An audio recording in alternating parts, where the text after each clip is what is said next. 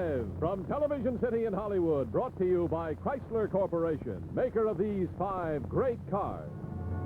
Plymouth, Dodge, DeSoto, Chrysler, and the exclusive Imperial. Only Chrysler Corporation brings you the Forward Look. And now, Chrysler Corporation presents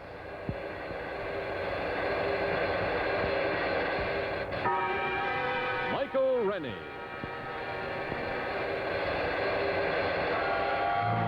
Cedric Hardwick.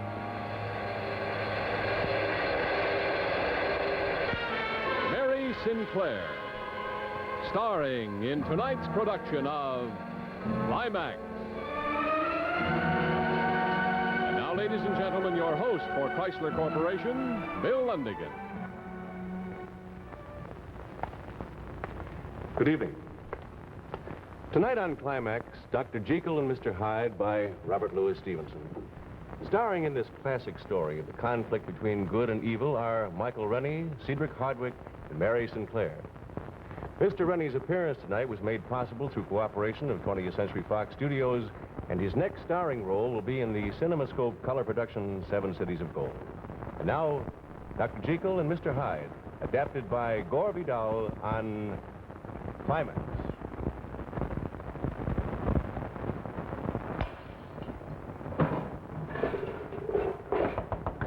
Dr. Jekyll! Dr. Jekyll, are you all right? Go away! Please, sir, let me in. Go away!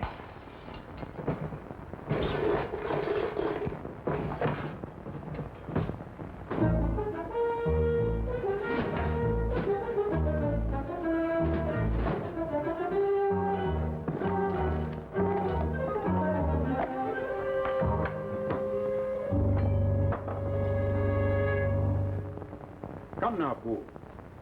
Either Dr. Jekyll has gone or he has not. Now, which is it? I don't know, Mr. Utterson. I can't say, sir. Oh, it's been a most terrible time, sir. Over 2 weeks now, he's been locked in his laboratory, won't come out. We put his meals there by the door. Then after we go away, he takes them inside, if he's inside. But who else could be? Look, sir, here are 2 of the prescriptions he left with me only this afternoon. Now, you know Dr. Jekyll's handwriting. Is that his hand?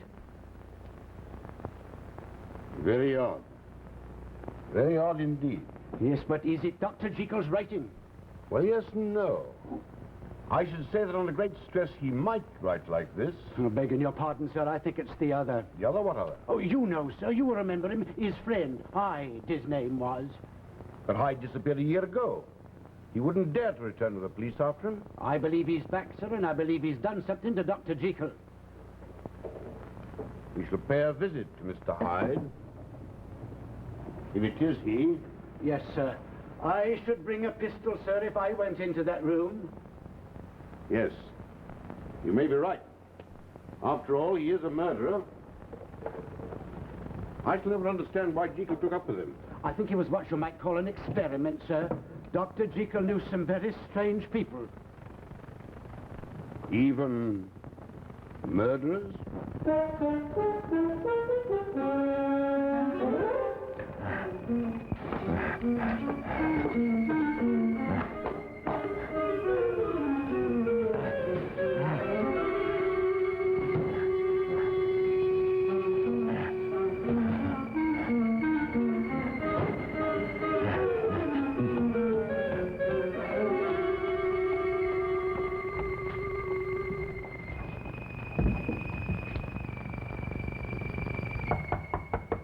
I say there, Jekyll, are you inside? Go away! It's Utterson. It's your friend, Utterson. Now let me in like a good chap. Leave this house! That's not Dr. Jekyll's voice. I was right, sir. There's someone else in there. You think it's Hyde? Sounds like him. If it's you, Hyde, let us in or we'll force the door. All right.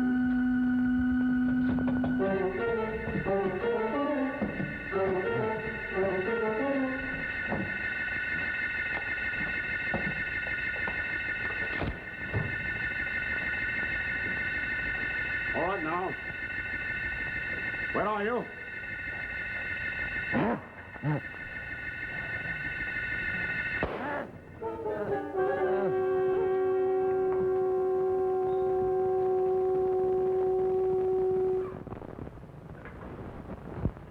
dead, sir. Yes. It was Hyde, wasn't it? Yes, sir, it was Mr. Hyde. Do you think he's killed Dr. Jekyll? I don't know. I want you to go to the police. Tell them that the murderer Hyde has been killed. I shall wait for the police here. Yes, sir.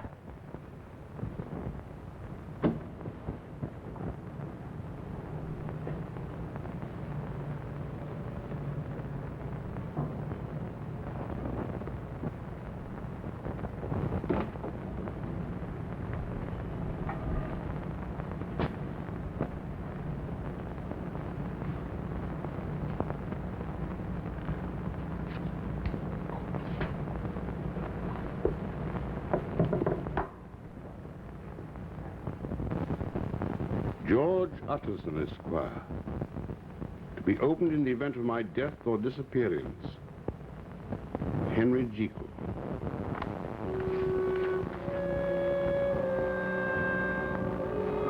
When you read this, dear friend, I shall be dead. And only this journal will remain to clarify a mystery, to exert a warning. You will recall perhaps a conversation we had 2 years ago when you came to see me. And you found Dr. Lanyon and me arguing. My dear Jekyll, you astonish me. A grown man like you talking like a romantic boy. Lanyon, we're scientists. In theory, nothing is impossible. That may be true, but some things are clearly improbable. Your idea is too fantastic. Mr. Utterson to see you, sir. Hello, Addison. We're having a row. Oh, shall we go to law? No, we might need your fine legal mind to arbitrate. Addison, Jekyll here has decided to go beyond the science, leaving me far behind. I'm only a doctor. A simple, ordinary doctor. Like me. No. You're not simple, you're not ordinary. You know what this outrageous fellow proposes to do? Raise the dead? Better than that. He wants to find the soul. He wants to play with it, to Now, experiment you're with simplifying. it. You're simplifying. I merely suggested that one way of discovering the nature of the soul would be to dissect it the way you would any other organism. Yes, but I was under the impression the soul was not tangible. Neither is the air, but we know it exists. We can alter it. See? Fire. We're burning oxygen. This match is creating carbon dioxide. We've altered a substance no one can see. Well, why not the soul? Why not indeed? But where do you find it? In the mind, I should think. Those parts of the mind which regulate behavior. If I were to take up this poker, my dear Lanyon, and kill you, Well, I wouldn't put it past you. You're mad as a hatter. I should suffer terrible pangs of conscience afterwards. That would be my soul punishing me. Well, it is a small matter of the law, you know. All right. But suppose the mind could be so changed that I could strike Lanyon to the ground and feel nothing. Only pleasure in a violent act. And there is something, you know, in all of us, a caged beast which delights in horror and destruction. Well, the whole idea is far too fanciful. And slightly unwholesome. Addison, I believe I'm on the track of something quite fantastic. The soul? The soul. Good and evil. I believe it's possible artificially to produce either a monster or an angel in the same man. Rubbish. Where's my tea? I came here for tea, not a black mass. You shall have your tea, my old intolerant friend. Monster or an angel. But do you really believe that human beings are both? I do. Oh, none of us is either very good or very bad. We're just a mixture. A blend, you might say, like Lanyon's beloved China tea. Bring it in, please. But aren't you afraid to upset the balance of a soul? Well, why not? I'd only bring out what was already there, what was good. The angel. Exactly. But suppose you release the monster. Suppose, my dear Jekyll, that you uncage the monster. That's a risk one would have to take in the interest of science. Science? Jekyll, you're impossible. But the tea? A proper blend, no doubt of it. Milk and sugar? Oh, I saw a client of yours today. I was aware I had spoken too soon of my great interest. But I was curious to see how Lanyon and how you, Utterson, would respond to the idea of my experiments. I determined to say nothing more of my work until I was further along. As you remember, that winter we did not meet often. I was daily, nightly engaged in my work, Here's the package. my deliberate and hazardous journey Can you into the do soul the itself. orders this time? Thank you, Paul. Yes, sir. Sir? Yes, Paul. Sir, don't you think... Well, I mean, it's not my place, but... I work too hard. I need a rest. Exactly, sir. You know, it's not natural, all these hours you spend here. Only today, Dr. Lanyon called, and much put out he was, too, when you wouldn't receive him. Well, Paul, I'll make you a promise. Either I conclude my experiments this week, or I give them up altogether. Oh, thank you, sir. It would be a great relief to us all. The staff's fair been out of its head. I had no idea when I made Poole my promise that success was at hand. After months of tedious experiment, I had found almost by accident the proper substances which, combined, had the power to split the soul in two. The basic preparation involved a solution in which certain salts were combined and balanced. On this occasion, I added to them one of the new powders brought to me by Poole.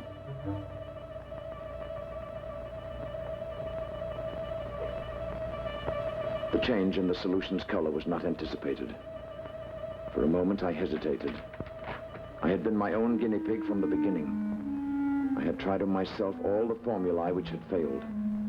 Now, if I was to succeed, did I dare take the consequences of my extraordinary act? I paused, uncertain for a single heartbeat.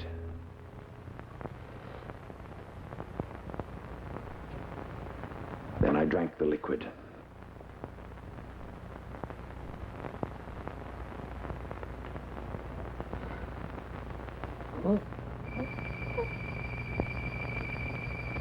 For a moment, I thought I was dying, sinking into oblivion.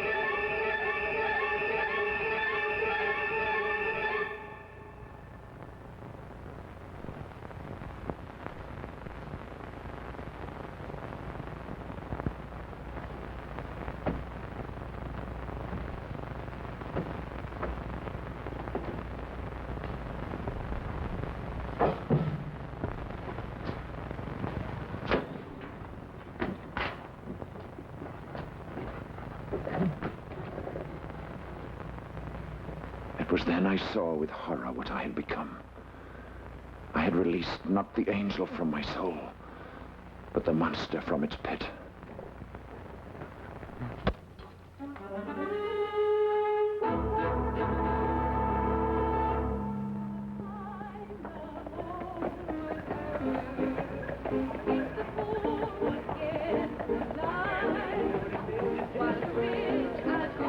The monster, however, had a taste for pleasure, and I indulged him. I could, whenever I chose, become this creature whom I called Mr. Hyde.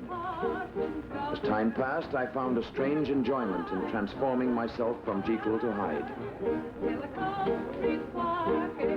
I was the good, kind Dr. Jekyll. By night, I was someone else. A strange, a violent creature. I was the wicked Mr. Hyde. Get out.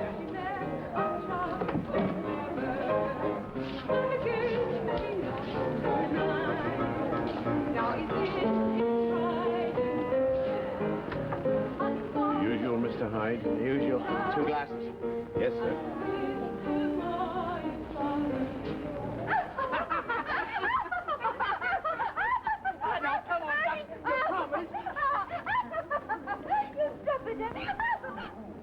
Hey, now then, what do you think you're doing? I'm sure you'll find another companion. Oh, yes. Yes, of course. I didn't mean to. Why, yes.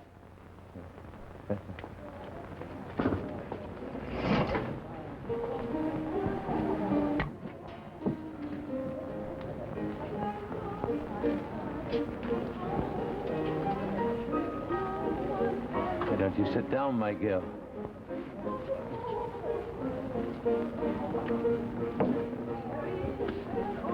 You're that Mr. Hyde, aren't you? Yes, I'm that Mr. Hyde. What a fine girl you are. They say you're the wickedest man in London. Do they?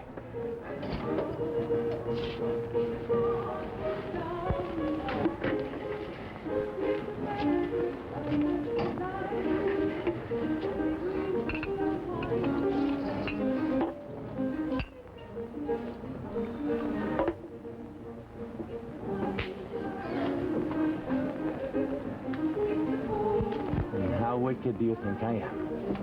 Oh, I don't know. But you're awful cheeky, pulling me over here like this. Away from a gentleman friend. But you're glad you're here, aren't you, my girl? Ask me no questions, I'll tell you no lies. Why don't you come a little closer? I'm not sure I want to. Come here. Here now, none of that. I'm not what you think, and it's a public place.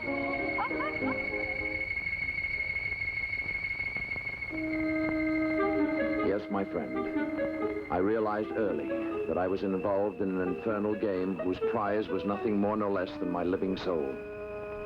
But I could not help myself. I enjoyed being Mr. Hyde. Hyde was younger, more daring than I. He did all the things I had only contemplated in shameful reveries. And at first, I saw no harm in unleashing Mr. Hyde from time to time. The sense of danger exhilarated me.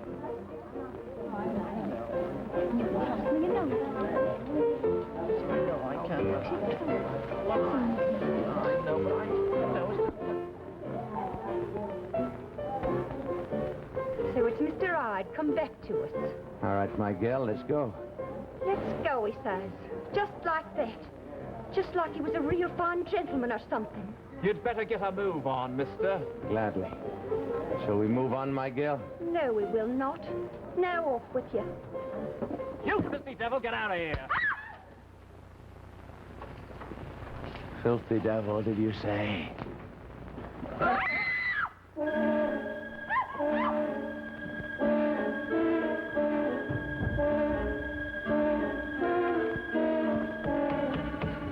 All right, what's going on here? That man Hyde. He tried to murder Miss Bella. He ran out down there, down the alley. Come on.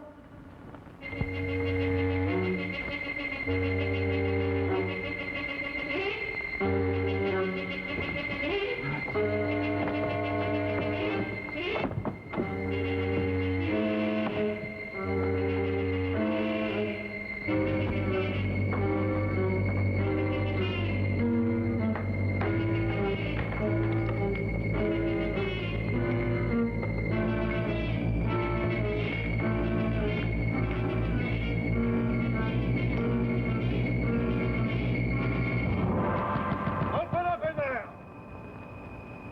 Open up in the Queen's name! Come on, open up! Open up, come on! Open up! Good evening, officer. Oh, it's you, Dr. Jekyll. there's something I can do for you, officer. Well, sir, we followed a man called As a doctor, I realized at that moment that Mr. Hyde had become a disease which I could no longer control. Mr. Hyde was now capable of murder.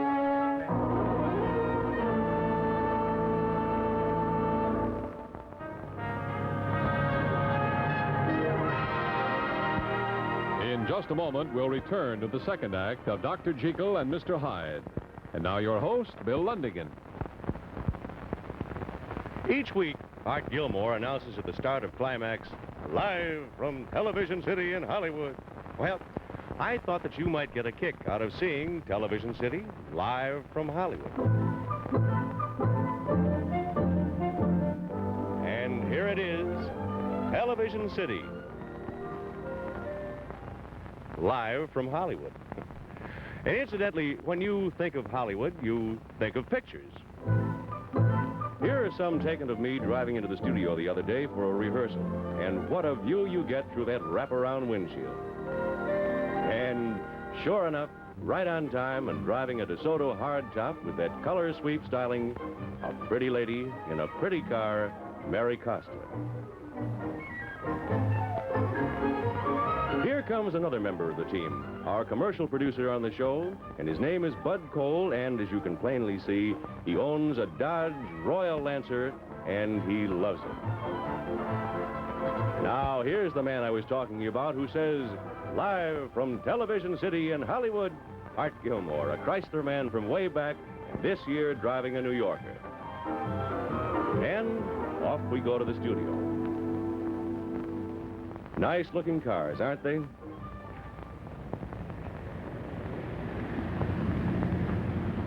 Hi, Mary. And you know something? Whether it's Television City in Hollywood or around the square in your own hometown, you're seeing more and more cars of the forward look from Chrysler Corporation. You can spot them at a glance by their smooth, flowing lines, the most distinctively styled cars on the road today. Why don't you drive one and find out what a difference there is? And now we continue with Climax, tonight starring Michael Rennie, Cedric Hardwicke, and Mary Sinclair, live from Hollywood.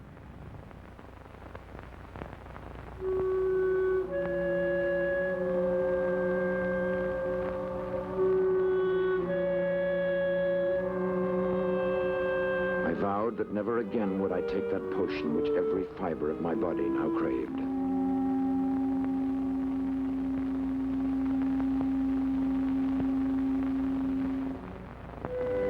I plunged into the good world again. I saw old friends. I gave up my time to charity.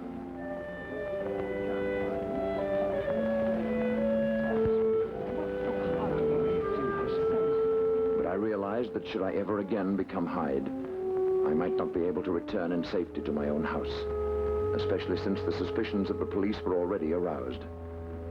I should need an ally. Someone who would keep for me the potion I needed to restore myself from Hyde to Jekyll.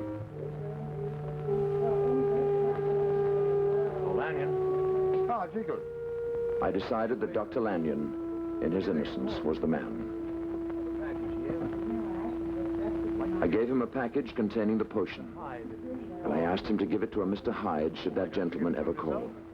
He'd only come to you if I was inaccessible. Well, all this seems to make very little sense, but I'll give it to him, of course. When does he have to call? Never, I hope.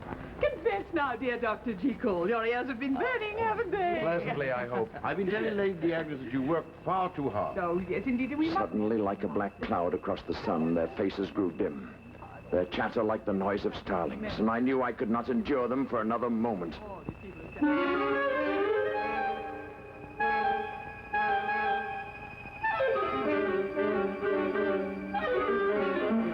gracious.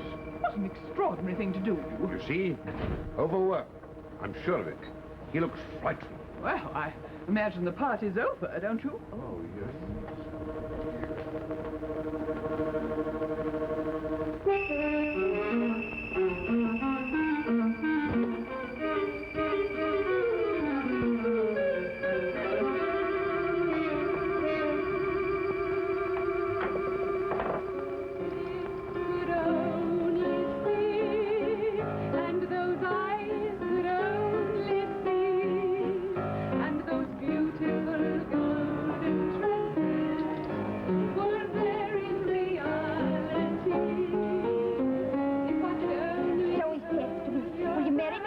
and I says, marry you? Do you mean to say you said no? No! Are you out of your silly mind? I thought at first you was fooling me, till he takes me straight to meet his old mum. Then, of course, I says yes, just like that. Oh, you are a lucky one. I should think so. And he's a good, reliable sort he is. He works regular, which is important, I say. You're right. They don't grow his kind on no tree. Don't think I don't know it. Hello, Harry. Is he coming in tonight? He said he'd look in, he don't approve. But ain't it something? Me being married to a fine chap in Tunbridge? Well, I suppose you'll go and live there. those are our plans for the present. Oh, and aren't we grand? When's the nuptials going to be? Next month, and we'll go to Brighton on our honeymoon. 3 days. It'll be 3 old days by the sea. Oh, some girls have all the luck. Oh, look over there by the door. Ain't that Mr. Hyde?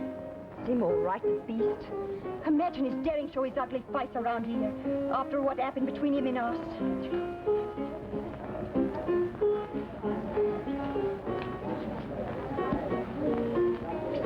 Smile, my girl. Aren't you glad to see your old friend? This girl's no friend of yours, so just find somebody else to bother. But I want to bother you, my girl.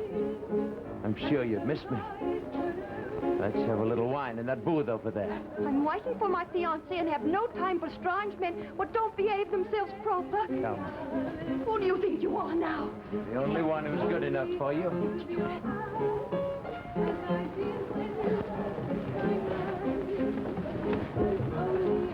Some poor fool's making an honest woman of you. Don't talk to me like that. You like being talked to that way. Your man doesn't know how to talk to you. I do, but your man doesn't. No. Please, Mr. Hyde. Please, I can't stay here with you. You stay here with your friend, your only friend. Please, Mr. Hyde. I've got to go. You don't like me? I do. I like you. I do like you, but my girlfriend's wife, and she's over there expecting. You'll not leave here till I say you can. You and I are going to see a great deal of each other from now on. Oh, I'm so glad you're here. Where's my girl? She said she'd be here tonight. She was waiting for you. Then he came in, Mr. Hyde, and they're sitting over there. Oh. So he came back, did he? But he's going to get taught a lesson. Do be careful. Quickly. Here I am over here talking to Mr. Hyde. Oh, Mr. Hyde, I really must Sit down, my girl. She's going, Hyde. Go away. Listen, you're going to get a good thrashing, and I'm going to give it.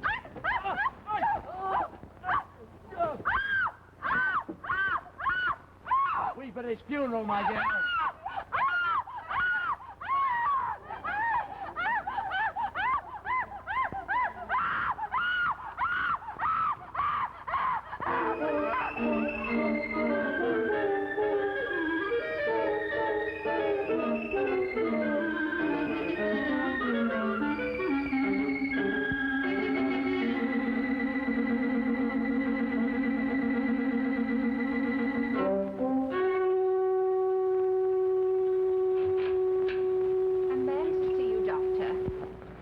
Has he an appointment? No, sir. He seems very agitated. Show him in. Will you go in, please?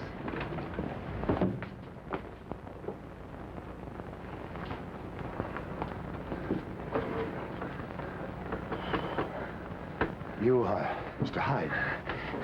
Give me the package. I shall do no such thing. You, sir, are a murderer. It is my duty to report you to the police. Get that package. You can't intimidate me. You promised, Chico. Now get me that package. Then call the police if you like. I will not be an accomplice to murder. How do you know it was murder? Newspapers. In the name of your friendship with Jekyll, give me that package. Go to him yourself. I can't. No, of course you can't. He won't traffic with the killer, and neither will I. In the name of everything you love, give me that package. I will not help you. Out! Get it!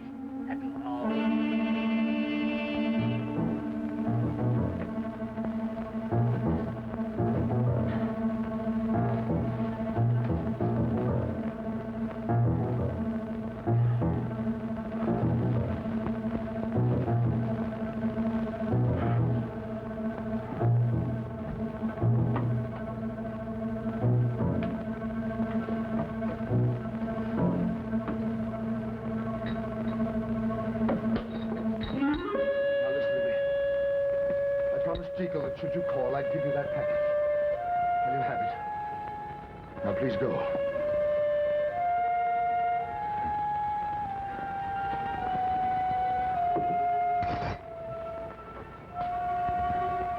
Now, Lanyon, you who have always had such narrow views, you who have always derided my theories, behold.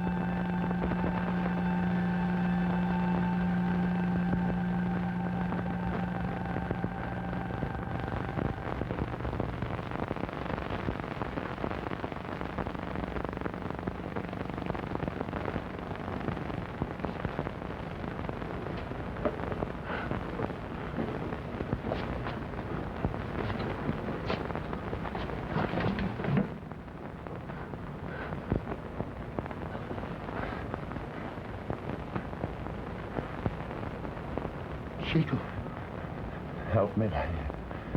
is this witchcraft? No, Lanyon. Science. The blackest magic of all. I've gone mad. This is a dream, a nightmare. No, it's true. I am Dr. Jekyll. And I am Mr. Hyde. I can't believe it. You've seen it. No. What have you done, man? Fallen into the pit. You are a murderer. Yes, Mr. Hyde killed a man last night, and I am a murderer. Who are you? How can you be two men? Remember when it started, Lanyon? Remember what I told you? That each man has both a monster and an angel. Through science, he could be either. I succeeded, Lanyon. I uncaged a beast, a horror. Surely once you did this thing, it was enough. Thought so. Thought so, but I couldn't stop it. Tried, but I couldn't. Lanyon, there's something in me which craves to be Hyde, and I can't stop it.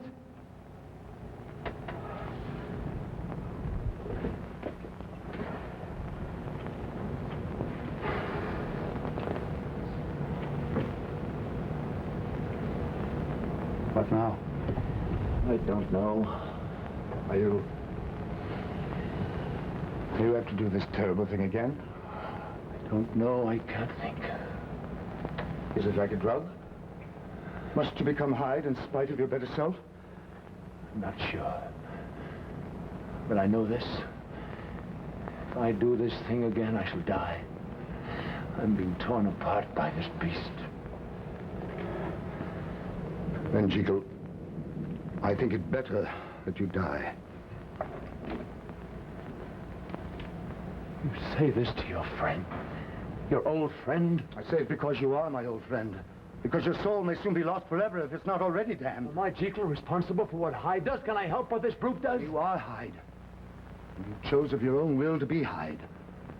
So you are a murderer and a blasphemer. I only wanted to find the soul as an experiment. You found the soul. You experimented. You've gone further than any man was meant to go. Your fate is no longer for man to decide. Lanyon, I'll never take that potion again, I swear it. The damage is done. The corruption has already started. Lanyon, I'll devote my life to others. I'll do more than that. I'll work in the charity hospitals. I'll do anything you say, Lanyon. Do what you must. Never see me again. Lanyon. You'd better go now. Lanyon, you and I are old friends. We have nothing to do with this other creature, Hyde. You are Hyde. But so are you. Every man has a Hyde within him. I have kept mine caged. I did what I did out of curiosity, out of innocence. Innocent? You meddling fool. You have dared to challenge God. You reek of hell. Get out! Get out.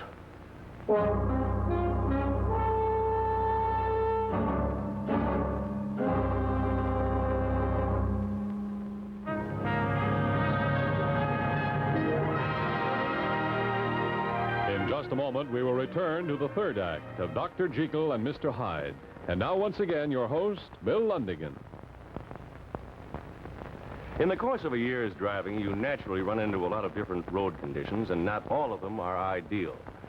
For example, here's the kind of driving that we all enjoy. We're on a wide, smooth highway. You're really rolling along with never a bump. But now and then, you're likely to encounter a stretch like this. And believe me, the going can get rough.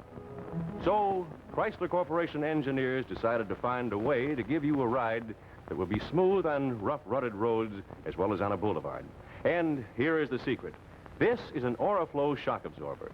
It was developed by Chrysler Corporation exclusively for Chrysler Corporation cars.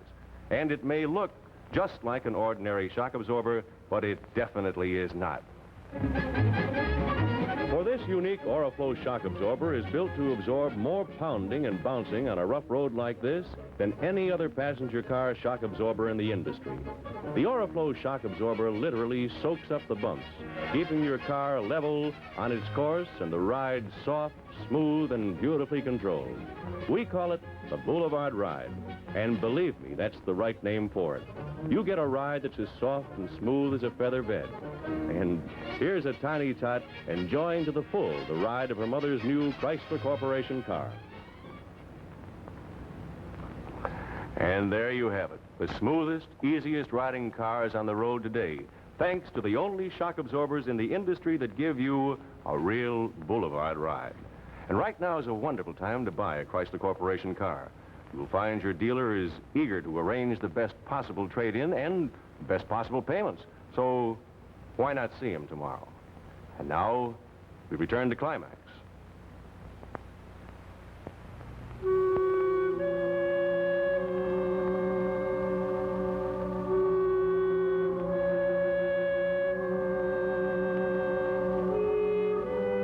I refused to accept Lanyon's grim analysis. I refused to be defeated. With all the strength and will left in me, I did my best to atone for my unholy deeds. I shall see if Dr. Jekyll is in. But like any criminal, there were loose ends to be attended to. Only on one I was forced to deal with the police. In Dr. Jekyll's laboratory several months ago. He and Dr. Jekyll were quite friendly, weren't they? It would be presumptuous of me to say. I shall get the doctor.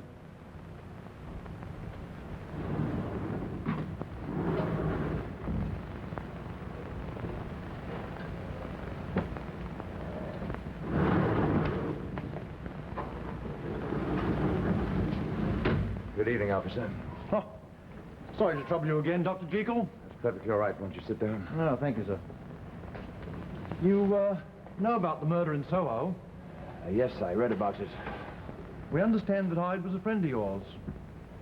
Not a friend, no. But you were acquainted with him. Yes? Why didn't you tell me about this the night I first came to your laboratory? Because you never asked me. You simply asked if Hyde was concealed on the premises, and I said no because he wasn't. You were not concealing him? No. And you're not concealing him now?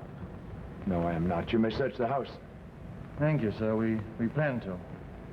Now, Dr. Jekyll, this man Hyde hardly strikes me as the sort of chap a man like you would know. Really? Can you tell me what you know of him? Not much, officer. You see, I do a certain amount of research into the criminal mind. I used Hyde as an experiment, as an example. Any idea where he's gone? No, but I don't think he's apt to return to London. Then he has left the city. I should think so. You know, Dr. Jekyll, you could be in very serious trouble if you were to try to protect or conceal him now. Yes, I know that. Can I speak to you frankly, sir? Yes. Well, this man Hyde, he doesn't have anything on you, does he? I mean, he's not an extortionist or a blackmailer. Good heavens, no, officer. No, I detest the fellow quite as much as you do, and I'm free to denounce him if you should capture him. Good. I'm glad we can count on you. Now, have you any idea where he might have gone? Well, as I told you... The police were less problem than I'd anticipated. They believed that in some way I'd been victimized by the odious Hyde. And after a thorough search of my house, they left me alone. As time passed, they gave up their quest for Hyde, assuming he had left the country.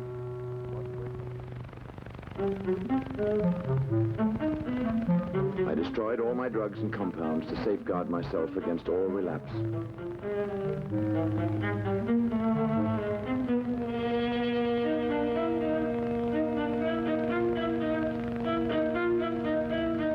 Now I would turn to charity, to good works, as I had promised Lanyon. I grew more and more secure. I had caged Hyde once and for all, and I was myself again. So confident was I that I paid a call one evening to a certain cabaret in Soho.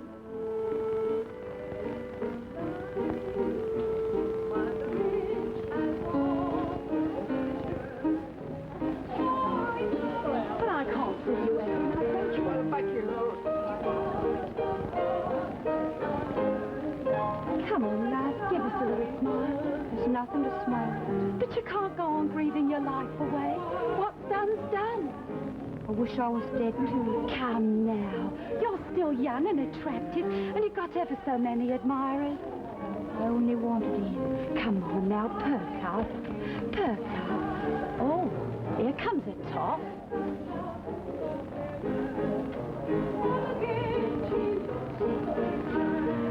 He's coming over this way.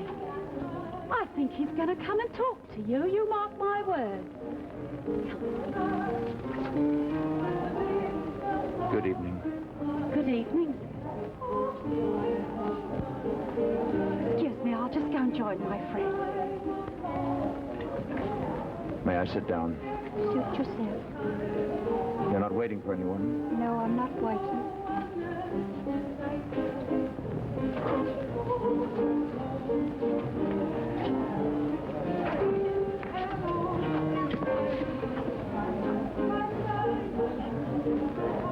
It's a pleasant evening.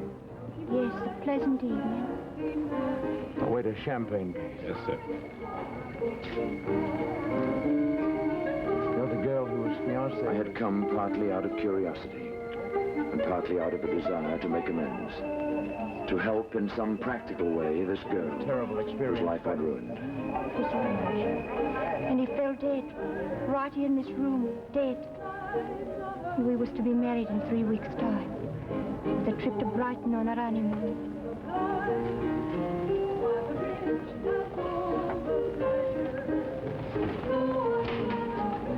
I'm sorry. Sorry. How can the likes of you know what it is to have your life end? But your life's not over. Not over, is it? How many chances do you think a girl down here has of a decent marriage? I'm sure you'll have many more. Oh, I should have known when I first saw him. What he'd do. What he was. Your fiancé? No, the other. Mr. Hyde. If I could get my hands on him right now, I'd twist a knife in his heart. Was he so terrible? He was like the devil himself. So very bad. He was worse than bad. He was so hateful, he attracted you. I'm sure he's miles away by now. I pray they catch him and hang him by his neck. Have you any idea where he's gone? Who knows? I suppose you read all about it in the papers. There it all was. My name and everything, just like the Queen's name. There I was. Here. You can see some of the things they say about the horrible crime in Soho. My name's spelled wrong in the early editions, but they got it right later. Yes, I read these at the time. Oh, I don't know what my poor mum would have said if she'd seen her daughter's name like that. Of course, it was on the same page as the Queen's. My mum's dead. Would you like a little champagne? All right. That's a nice treat. I'd like to help you if you'll allow me. You know, none of that. Why, I ought to know who you are. I'm just an idle philanthropist.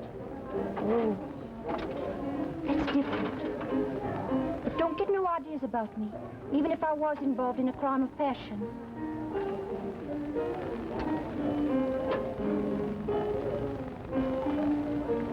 I say, it's awful odd, a gentleman like you down here. Oh, well, you see, I'm a doctor. I do charity work in these parts. Oh, that explains it. I'll bet you're a good doctor. You really must be the kind. As we talked, I found her oddly attractive, I'm sure you are. and I resolved to help her in any way I could. As we chatted, even the cabaret seemed less tawdry and disagreeable. A sister of mine in Norfolk needs a housekeeper. I'm sure you'd like her very much. You're not just playing with me. No. I mean it. And no obligations. Oh, I sigh. This beats everything. Are you feeling all right? Yes, just a headache. As for the heat in here, it's very close. Would you like to take a turn outside? No, thank you. I had a strange sense of unreality while we talked, I would appreciate as though I was seeing the world through a heavy, muffling veil. Say, you do look rum. Yes, I'm not feeling very hearty. Shall I get you a cab?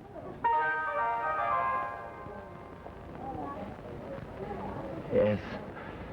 And we'll take a drive, my girl. What did you say? You heard. You sounded just like him for a moment. You frightened my girl.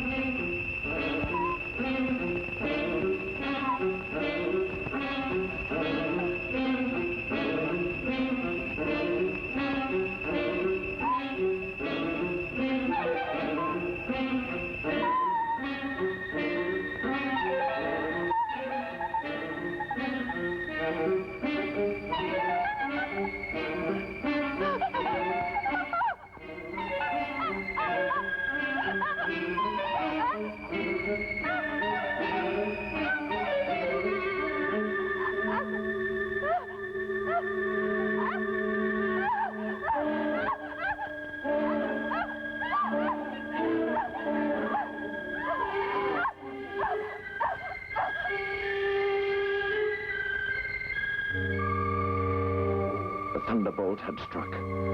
I had become Hyde without wanting to, without having first taken the potion. With every ounce of will left to me, I forced the evil Hyde to return to the laboratory. And desperately I searched for the chemicals necessary to transform me back into myself. But there was none left. All had been destroyed.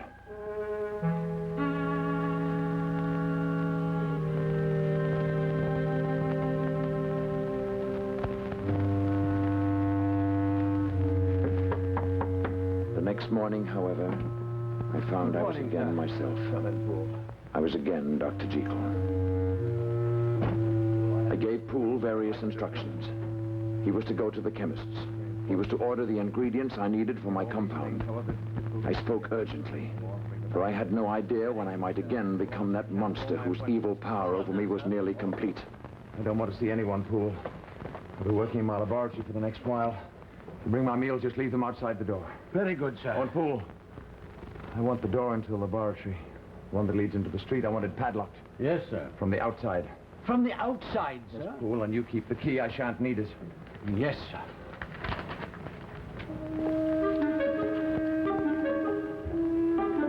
I took every precaution to keep the monster caged, at least within the house.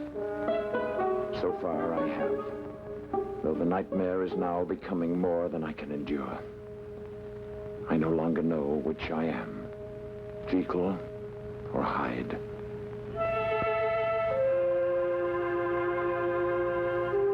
It was soon evident that the most necessary ingredient, A certain salt was no longer available at any chemist's. It had been a flawed chemical, an impure salt, and its very impurity made it impossible to duplicate. No luck, sir. They say the salts you've got are the same as they've always said. Tell them they lie. Tell them to look again. Tell them to order more. Yes, sir, I will.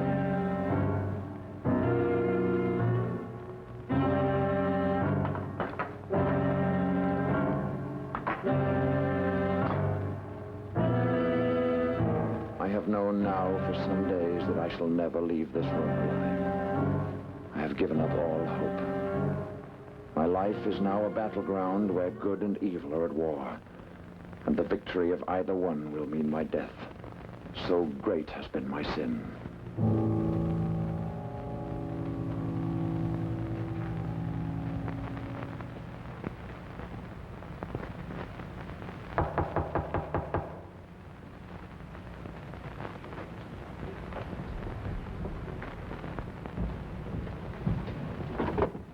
The police officer, Mr. Utterson.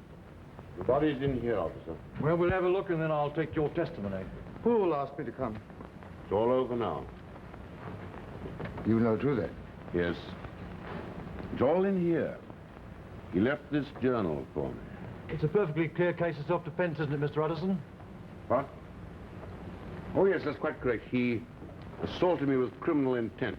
But what's he done with Dr. Jekyll? That's the important thing. The whole matter is out of our hands. Ah, that it is.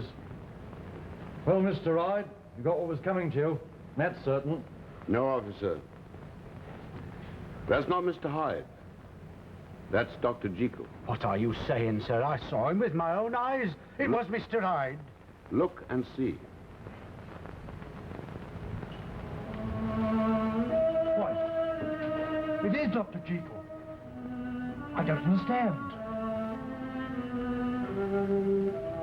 The beast and the monster. The angel. It was an unholy thing he did, separating them. True. True. But only the good remains.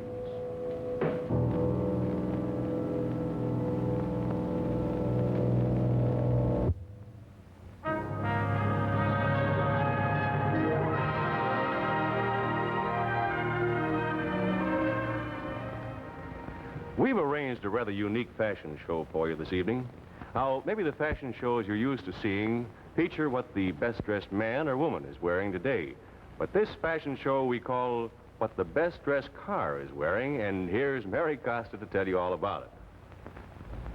Thank you, Bill. Here you see a full array of custom accessories from the Mopar division of Chrysler Corporation. That's Mo for motor, Par for parts. These accessories are the smartest, most durable, and most fashion-right that you can get for your car. And you can get them in a minute in your own neighborhood. But now, let's go to the home plant of Mopar at Center Line, Michigan. This is Mopar, the most efficient parts plant in the industry, where 2,000 employees work to handle each order the day it arrives, whether by teletype, by wire, or by mail. Here is where emergency orders are received, every dealer knowing he can phone direct. All orders are checked against microfilm records that show the original specifications of every Chrysler Corporation car or truck. The order is then broken down electronically into year, make, model of car, and part or accessory needed. After this, the order is taken to the pneumatic tube system to be instantly whisked to a clearing center in the plant called Grand Central. Every order must arrive here and then be routed by skilled operators to exactly the right point in this vast warehouse that covers almost 1 million square feet. An important division of Chrysler Corporation, Mopar serves your car needs from coast to coast. To handle your demand nationwide, over 100 truck and freight car loads of parts and accessories leave Mopar daily. And of course, the best part is you can get these custom fashion-wise accessories and factory-approved parts at your dealers, at service stations, and at thousands of general garages all over the country. And in every case, Mary, you can be sure that every Mopar part or accessory is designed and built to the same rigid specifications and of the same high standards of quality as the cars themselves. Remember, Mopar division of Chrysler Corporation, A forward look in service. Thank you very much, Mary Costa. Right, Bill? Ladies and gentlemen, next week on Climax, One Night Stand, starring Bob Crosby and the Bobcats, John Forsythe, Bob Sweeney, Cloris Leachman, and Donald Buca.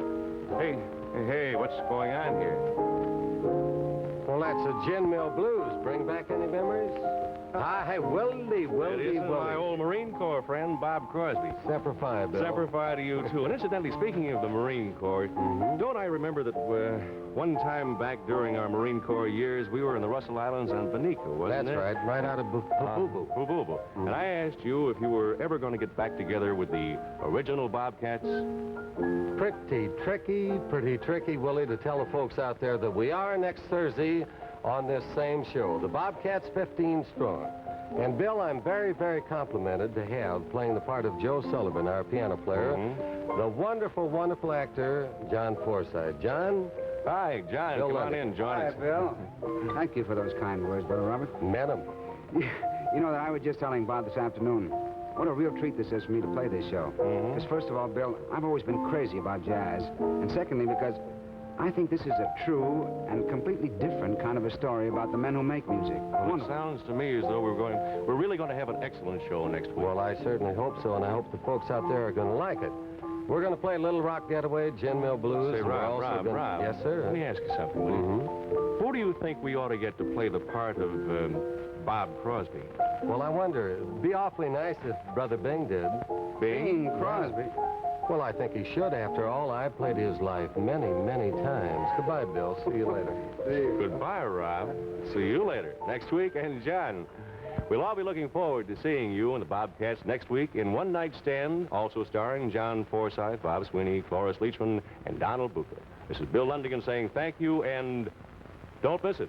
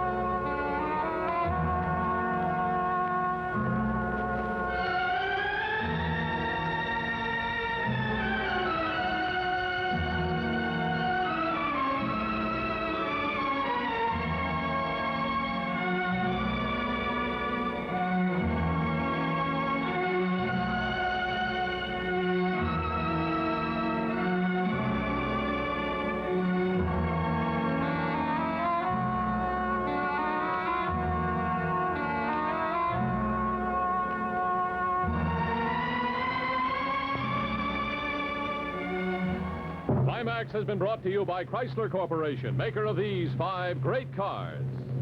Plymouth, Dodge, DeSoto, Chrysler, and the exclusive Imperial. Only Chrysler Corporation brings you the Forward Look. Art Gilmore speaking. Chrysler Corporation's Climax has been selected for viewing by America's Armed Forces overseas and is a CBS television network production.